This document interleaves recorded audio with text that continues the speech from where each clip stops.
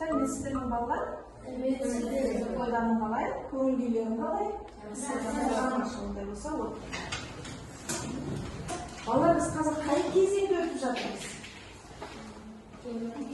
Темір дәуірі.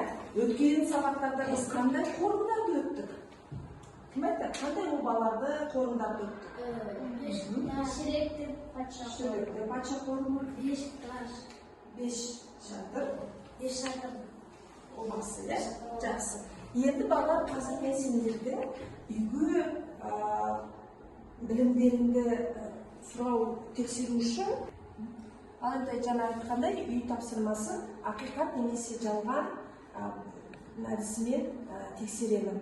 Бұл жерде балалар, егер дұрыс жауап берсеңдер, өздеріңді бағалайсыңдар балалар.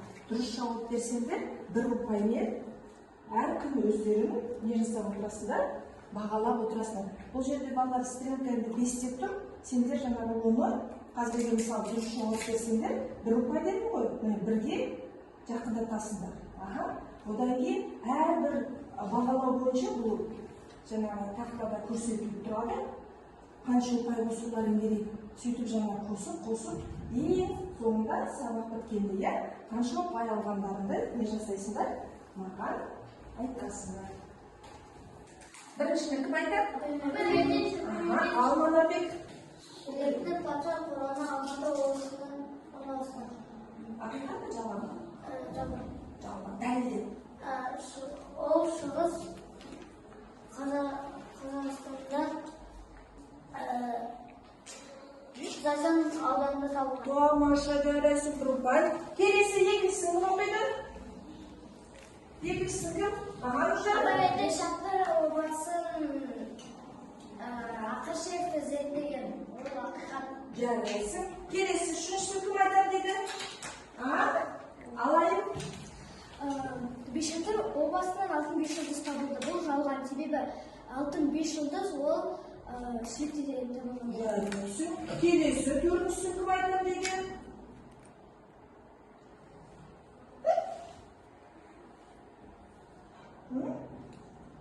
Басқа Руслан айтамыш? Пайдаланасыңдар балалар, болыңдар. Бешатыр. Жоқ, оны келесі Бәйгетөбе обасы. Бәйгетөбе обасының Алтын адам табылды. Ақиқат пен жалған? Ақиқат. Таныш, отыр. Айнен. Бешатыр обасының күміс тостағын табылды. Жалған дәлелдері. Күміс тостағын қай жерден табылып еді? Ол алдыңғы 2-ші 90-да өтіп едік қой? Қай обадан табылды?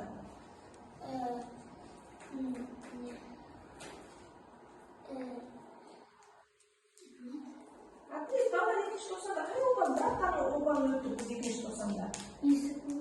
Есік обасынан табылды, иә? Жарайды, отырам қой. Өкінішке орай жалған екенін айттым, бірақ дәлелдей алмадым. Такой ұпай өзіңе берме. Қалған жауап берген адамдардың бәріне 1-1 ұпай. Жарайсыңдар бала, ондай болса біз бүгінгі жаңа сабағымызды бастайық. Біздің бүгінгі сабағымыздың тақырыбы берік қорғандары. Сабағымыздың мақсаты археологиялық ескерткіштерді сипаттау. Бебел қорымы сақ дәуірінің ескерткіштерінің бірі. Ауданынан табылды десек, Бебел қорғандарында Шығыс Қазақстаннан табылды. Бірақ ол тура мына шекаралас аймақта Қатон-Қарағай деген аудан бар екен. Міне сол Қатон-Қарағай ауданынан табылып отыр. Бұл ескерткішті ең алғаш Зейнолла Самашев деген біздің қазақстандық археолог Алинұр Жармол, міне, Зейнолла Самашев 1998-99 жылдары осы Берел қорымдарын тауыпты. Бұл Берел қорымы 30-дан аса обадан тұрады. сол обалардың ішіндегі ең былай ірісі мынау сыртқы былай пішіні дейміз ба, сыртқы бейнесі. Ал мынау жаңағы оған реконструкция, яғни оның ішінде не бар, қалай орналасқандығын сен көрсің ме балалар, көрме ме сендерге барлықтарына? Мынау жаңағы обаны бүйтіп міне ашқандағы. Көріп тұрсыңдар ма? Бұда бізде міне екі мәйіт табылған. Бір ер адам және ода жасы сәл үлкендеу әйел адамның мәйіті. Олар мына ағаш табыт дейді, міне көріп тұрсыңдар ма? Саркофаг дейді. Сонда жерленген. Оның жанынан не көріп тұрмыз балалар? Қыш құмыралар, тағы да жылқылар, иә. Тағы да не көріп тұрмыз? Ер тоқым. Жарайсың. Міне.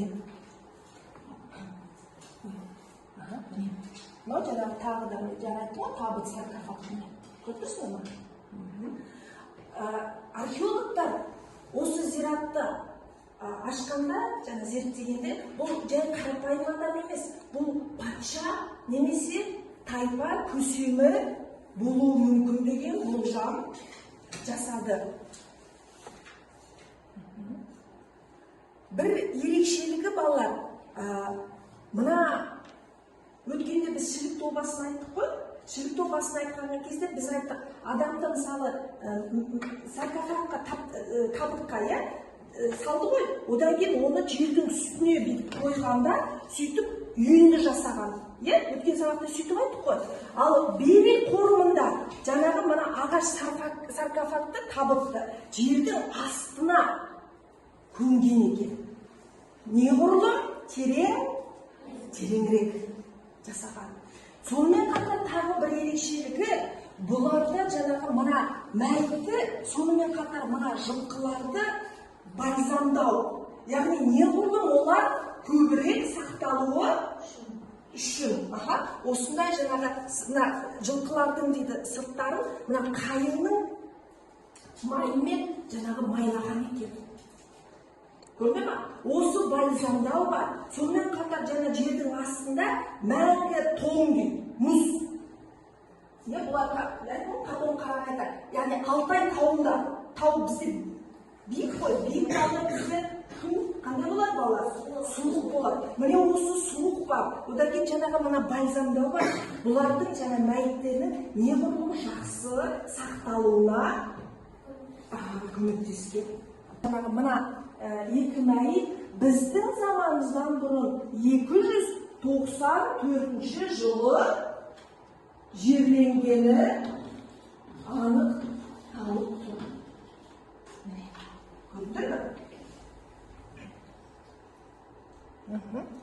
Енді өткен сабақта жаңағы шілікті қорымы мен жаңағы Бебел қорымдарының қандай жаңағы айырмашылықтары бар екенін қарап шығайық. Кім оқиды балалар? Бебел қорымын кім оқиды?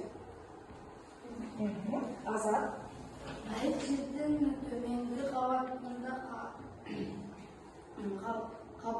қақпақты ағаш табытта жерленген лақат жер бетінен барынша терең етіп қазған обада биік топырақ үйіндісі жоқ. Сыртқы аласа үйіндіде тек тастары қолданылған. Тастар. Мына жерде ұсақ болып көрініп тұр. Бұл жерде көбінесе топырақ. А мына жерде тастар екен. Жақсы. Ондай болса балалар, қазір бір сергіту сәтін жасайық.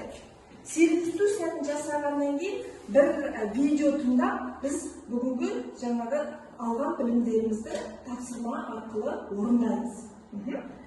Бала, ауа райы қандай балалар?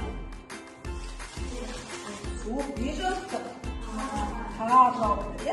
Қазір сәл не жасайық бір-бірімізден?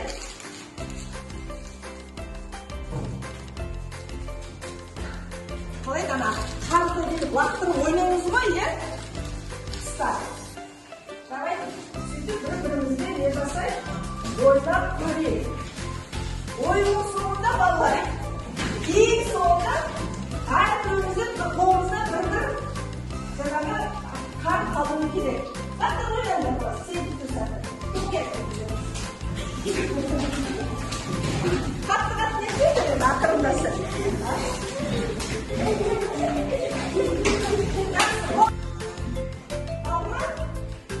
Жақсы. Енді жаңағы ашамыз. Тақырыптарымызға сай ма, сай емес пе? Бұл берілген жауаптарды группамен бағаланады. Ал Айгерім, сарасаңды. Исидон. Айта ғой. Тақырыпқа сай ма? Неге? Исидон қай тайпа бала? Исидон қай тайпасы? Кімнің тайпасы? Қай елдің тайпасы? Сақ тайпалары. Сақ тайпалары ғой балалар. Біз кімді өтіп жатырмыз? Сақтарды өтіп жатырмыз. Тақырыпқа сай ма екен? Сай екен. Отыра ғой, Әйгерім. Келесі, Баржан. Андрон. Қатты жүр? Сай ма? Жоқ. Неге? Гена болып, тас ғасырында болған мәдениеті? Балалар, Андронов тас ма? Ойланып көрші, қай мәдениет? Қай кезеңдікі? Қолы, молодец, өзі дұрыс жауап берді, өзі қателесті, өзі дұрыс жауап берді. Бір ұпай өзіне бере ғой. Руслан. Ол біздің болатын жасауымызға сәйкес, себебі ол бұрынғы адамдар Қай кезеңде өмір сүрді? тас. Тас. Жарайсың. Не?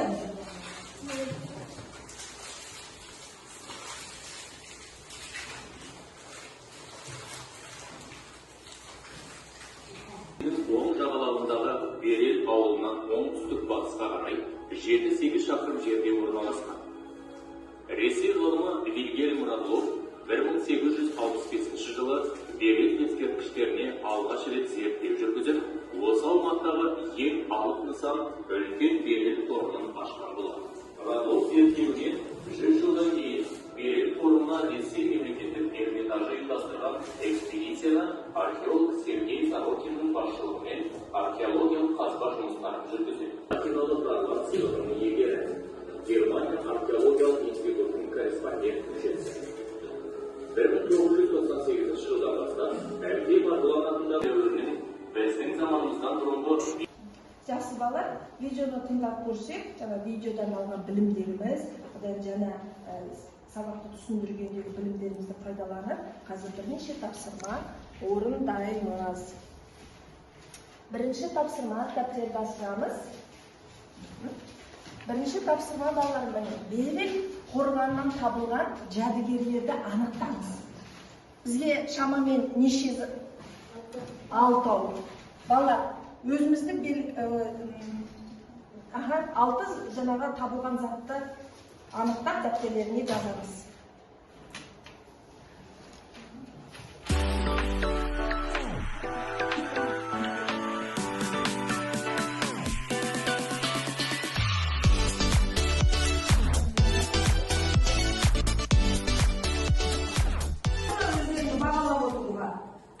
Әртүрлі жауап бағаланып отыратын бұл бағдарбыз. Назар алғай. Азат, жаным. Ал енді балалар өз-өзімізді тексерейік. Кім жауапты оқиды? Кім оқиды? Қандай? Жылқылар, мәйір, қышы құмыралар, ертоқын, бүйімдер ата әжелері. Жарайсың. Кім тағы оқиды дейді? Айым. Қыш құмыралар, ата әжелері, жылқы, екі адам мәйіті, киім-кешек пен аттар. Айгерім, сен оқи қош, сен неше жаздың? Мен екі. Екі оқи ғой, екеуі. Аттар, ертоқындар. Айым, ол сен неше жаздың?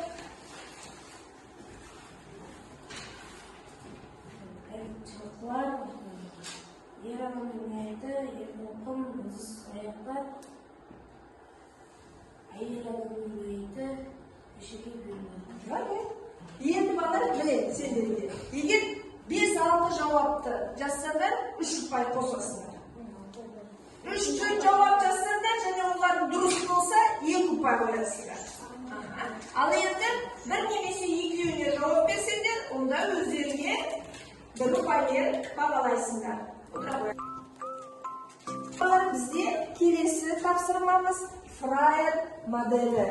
Қазір мен сендерге әрбіреулеріңе жеке осыны беремін. Бұл жерге балалар білесіңдер ғой, анықтамасына, яғни берел қорымы туралы кім, мысалы қашан, немесе қай жылы дегенде негізгі ақпаратты жазамыз. Ерекшелігіне, осы берел қорымынан ерекше не табылды? Басқа ұлмаларда жоқ, кездеспейді. Ал мысалға, одан басқа не табылды? Қысқаша жазып кетесіңдер. Ал мысал емес, қарама-қарсыға, яғни бұл ұлмада кездеспейтін, бірақ басқа жерде бар. Қарама-қарсы мысал келтіресіңдер.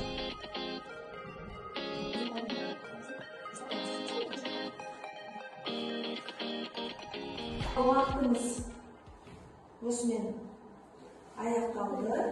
Ал үйге қалды ма? Сәлем қазір. Бәріміз қалам сақтап қояйық, енді кім жауап береді дейді? Қыздар, басқа қыздар, Әйгерім, бастақыш, анықтамаға. 2 аяқ табылған, атақ жері табылды, киім-кешектер, ыдыстар, әшекей бұйымдар табылған. Балалар, бұл анықтамаға жата ма? Қайсына жатады бұл? Ол мысалға жатады. Кім анықтаманы оқиды? Қыздар, ой, Мансұр кеше қазір сұрайын. Анықтамаға бұл қатау қарағай берел қорымында табылды. Жақсы. Кім тағы да қосып кетеді? Мансұр? Ол терең болып қазылды. Тоқтай тұр. Бұл несіне жатпайды, анықтамаға жатпайды. Кім оқиды? Алданып. Ерекшеліктері мәйітті барынша тереңдеп көрінді. Сен ерекшелігін оқып кеттің, жарайды. Мәйіт не құрды? Тереңдеп. Кім тағы оқиды? Нұржан? Өзіңнің қайсыны оқисың? Анықтама. Берел қорманы 1998-1999 жылдары табылды. Ол Шығыс Қазақстан ауданында Қатон-Қарағай, Шығыс Қазақстан облысында Қатон-Қарағай ауданында табылды. Шақты олу жауып. Азат, не қосасың сен? 1988 жылы 1999 жылы берел қорғанына 2 адамның мәйітін тапты. Бірақ бір қате бар. Азаттан кім қате табылған? Алайын. Ол жерде 1998 дегенде 1989 деп. 88 деп айтты, иә? Ал расымен 98. 88 емес, 98. Азат бәрін бір жерде үйіп тастады, иә? Анықтаманы да, ерекшелігін де, мысалы да. Бұндай болса, балалар қазір тексеріп көрейік. Шамамен осындай жауап болу керек болған. Енді өздері тексеріңдер. Егер төртеуінде дұрыс жазсаңдар, өздеріне 4 ұпай қосасыңдар. Үшеуі дұрыс болса, 3 ұпай қоясыңдар. Екеуін дұрыс жазсаңдар, 2 ұпай. Онда жаңағы алған ұпайларға 3 ұпай қосыңдар. 2 ұпай. Ал, біреуі ғана дұрыс болса, 1 ұпай қоясың. Ал, сенде 4 болған. 2 болса, алға болған. 4-2 қосасың жаным.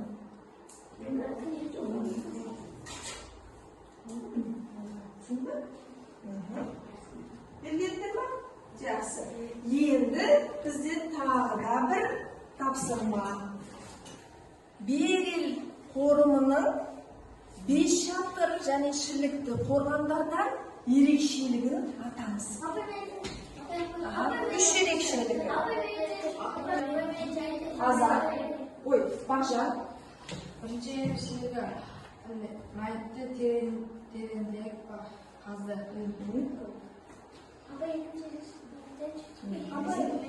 Екінші ерекшелігі кім қойып десе? Алайда.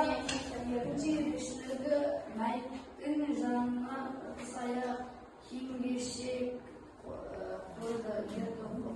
Бұл ерекшелік ма, ұқсастық ма бала? Бұл ұқсастығы. Себебі шілікті де 5 шарта есіп баланы барлық қойылған. Бізге ерекшелік керек. Ана мен отыра қой, жақсы қара. Оған екі адам қалды. Екі адамның айтып қалды. Бұл ерекшелік па балалар? Жоқ, бұл ерекшелік емес екен. Бұл ұқсастық. Жылқылар мен заттар тоң қабатында тұрған. Жарайсың. Мәйіттер мен жылқыларды қайың майымен майлап көмген. Не үшін майлады? Жақсы сақтау үшін. Жақсы сақталу үшін. Енді бұл жерде балалар менен сендерге жазған деп ойлаған болатынмын. Енді егер осы үшеуде сендердің біліп, сендер бұған жауап біліп отырсаңдар, онда 3 ұпай қойыңдар өздеріне. Міне, мынау дұрыс жауап. Оқи қояйықшы дұрыс жауапты. Өзімізге тексеріп. Кім оқиды? Мансур. Бірінші ерекшелігі. Бақа астындағы тоң қабатта қарай неғұрлым терең қазылған. Неғұрлым терең орналасқан.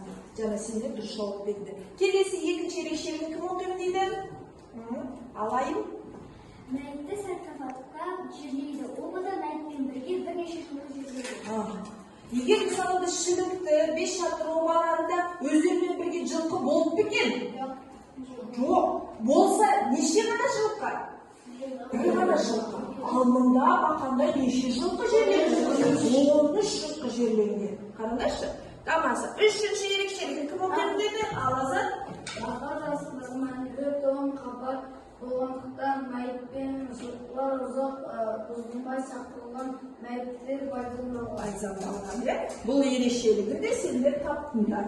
Тамаша балалар, жарайсыңдар. Ал енді балалар осымен біздің сабағымыз аяқталды. Қазір енді мен тез неге барайын? Мақсатымызға, біздің бүгінгі мақсатымызға. Біздің бүгінгі мақсатымыз археологиялық ескерткіштерді сипаттау. Мақсатымызға жеттік пе балалар? Жеттіңдер. Қалай жеттіңдер? Не білдіңдер? Археологиялық ескерткіштерді сипаттай алдыңдар ма? Толық отырыңыз. Кім айтқан? Не білдіңдер бүгін осы Берел қорымы жайлы? Мен бүгін бүгінгі сабақта Берел қорымы туралы көбірек мәлімет алдым. Оның қай жерде жерленгенін, қай жерде орналасқанын білдім. Және де ол обаның ішінде не аттар бар екенін де білдім. Тағы кім жауап береді? Археологиялық ескерткіштерді білдік пе Берел қорымындағы? Біз бүгін археологиялық ескерткіштерді сипаттасақ, кейін екінші сабақта мекендегі сақ тайпаларының дүниетанымы және тағы сол секілді ақпарат аламыз. Түсінікті ме балалар? Енді бағалау. Неше ұпай? Айыр. 6 ұпай Бақжан. 9 ұпай. Жарайсың. Нұржан. 9 ұпай. Әлинұр. 8 ұпай. 5.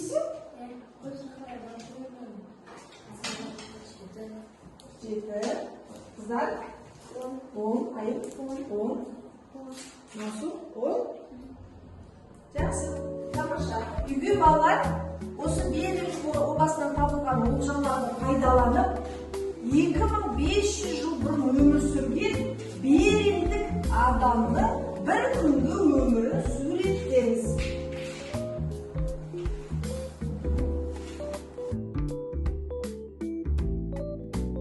Берілген 3-4 сурет саласыздар. Немесе 10 сөйлемнен тұратын әңгіме құрасыздар. Екеуінің біреуін аласыздар. Ол өз қалаулары болсын. Жақсы, ондай болса сабағымыз аяқталды.